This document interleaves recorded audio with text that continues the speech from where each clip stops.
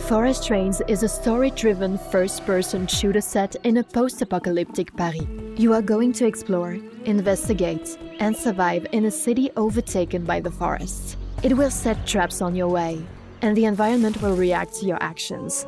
It becomes even more dangerous at night. Also, some areas require special equipment.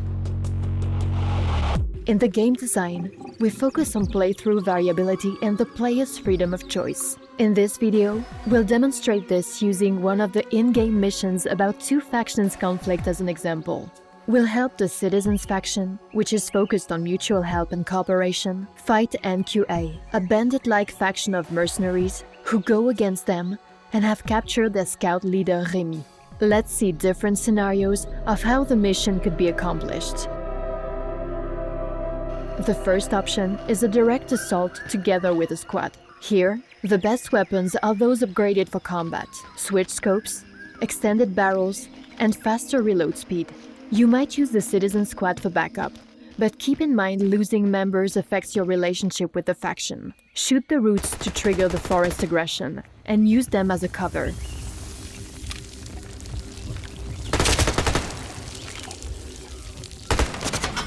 The enemy was hiding behind the root cover, so we fired up an exploding blister to force them out.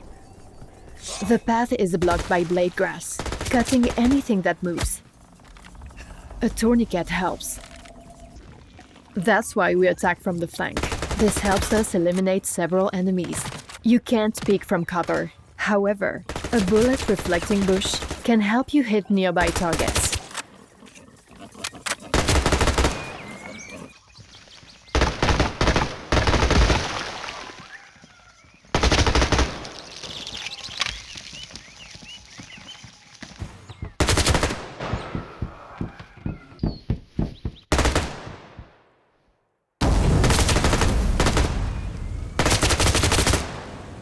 After eliminating the last enemies inside, you finally get the key to Remy's prison.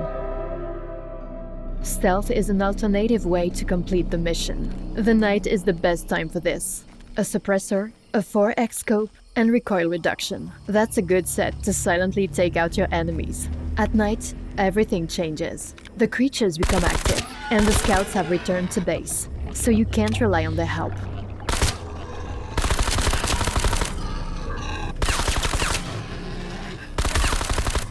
The NQA has also closed the gates, but with challenges, new opportunities arise too.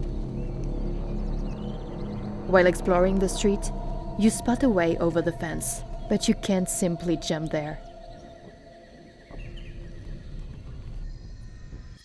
Let's see how this rattlefern can help. You also can harvest a special nature-infused grenade from it, but after that, it grabs you and lifts you up, but if you hesitate, it'll explode. Voila! You use the plant as a springboard to the wall.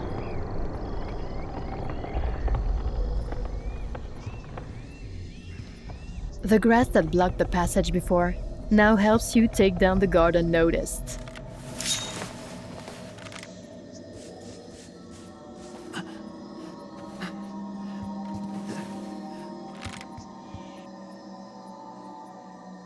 And your rattlefern grenade lets you silently eliminate targets from a distance. Open the gate to distract the hostile faction, and let the hungry boars in. They will keep the enemies busy for a while.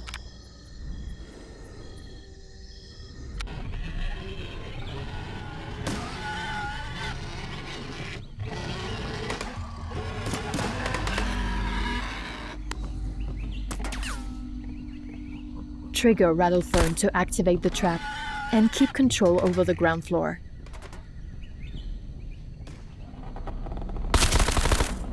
The first one is gone.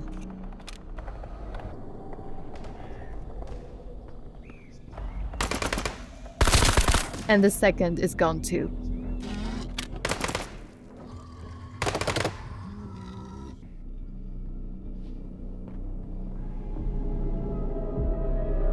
You're free to navigate the streets and admire the architecture. Climb into apartments to see their luxurious interiors, discover charming hidden yards without tourists, and experience the city from every angle, uncovering its backstory along the way. Exploration can be rewarding to open up new possibilities for you. A gas mask. You'll need it as soon as you enter the underground tunnel filled with toxic pollen. That tunnel leads to the NQA building's basement. Except for the hazardous pollen, packs of rats may become a serious problem in limited spaces.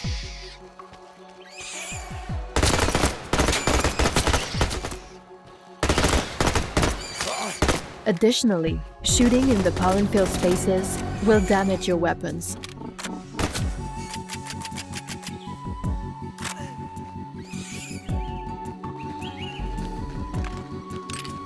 Use a ventilation system to release the pollen right onto the enemy heads, neutralizing them. Pollen disorients unprotected enemies, causing intoxication and altering consciousness. Kill or spare them, but remember, every choice shapes your path in the game. Now clear the area. The key is right there. Grab it and free Ring. Forest Trains is all about the player's freedom. Will you choose one of these 3 approaches? Or come up with your own unique style? Let us know in the comments. We'd love to hear your feedback. Stay tuned, like, subscribe, and wishlist Forest Trains on Steam to keep track of all the game updates. Thanks for watching, and see you next time.